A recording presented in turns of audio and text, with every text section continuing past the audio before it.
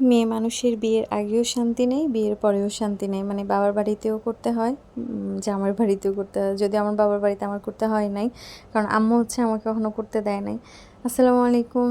তো অনেক দিন পর আজকে একটি বড় ভিডিও নিয়ে এসেছি, কারণ আসলে সময় সুযোগ হয় না সব কিছু মিলিয়ে। তো যে রান্নার ফাঁকে ফাঁকে বা হচ্ছে বের হচ্ছি, তখন এই যে টুকিটাকি একটু ভিডিও করে নেই, তারপরে আপলোড দিই। এভাবে আসলে দেওয়া হয় না, তো পেজের জন্য তো আসলে করতে হয়। তো এখানে সকালবেলা নাস্তা রেডি করছিলাম।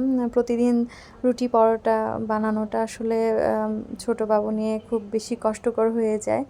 তো মাঝে মধ্যে হয় কি, বাইরে থেকে এনেও হচ্ছে আমরা খাই, বা চা বিস্কিট দিয়ে ব্রেড দিয়ে কলা, মানে এইসব কোনো রকম মানে সকালে নাস্তাটা হয়ে যায় আর কি।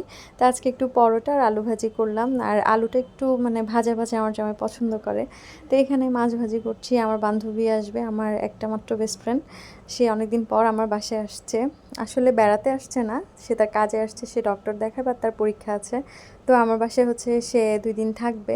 তো সেজন্য তার জন্য একটু হালকা পাতলা রান্নাবান্না করছি, যদিও সে আমাকে না করেছে, কারণ সে জানে ছোটো বাবু নিয়ে আসলে আমি খুব একটা পেরে উঠি না। তারপরেও যেহেতু বাসায় গেস্ট আসবে, তো গেস্টের জন্য তো একটু রান্নাবান্না করতেই হয়। তো এখানে তার জন্য করছিলাম তার পছন্দের খাবারগুলো। আমার কাছে তো হচ্ছে গেস্ট আসলে রান্নাবান্না করতে ভালো লাগে না, তাহলে গল্প করতে পারি না। আর এখানে যে মশলাগুলো, এগুলো আমার জামাইকে কোম্পানি থেকে দেওয়া হয়, আমাদের আসলে এগুলো কিনতে হয় না, আলহামদুলিল্লাহ।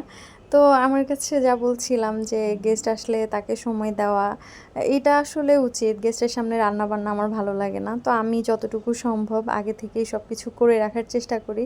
আর যখন হচ্ছে পারি না, তখন তো আর কিছু বলার থাকে না। তো এখানে শাক ভাজি, চিচিঙ্গা ভাজি, এগুলো আসলে তার পছন্দের খাবার। আর এই যে সে আমার জন্য মিষ্টি আনলো। আর এখানে আমার জামাইয়ের একটা ছোট্ট গিফট আমার জন্য।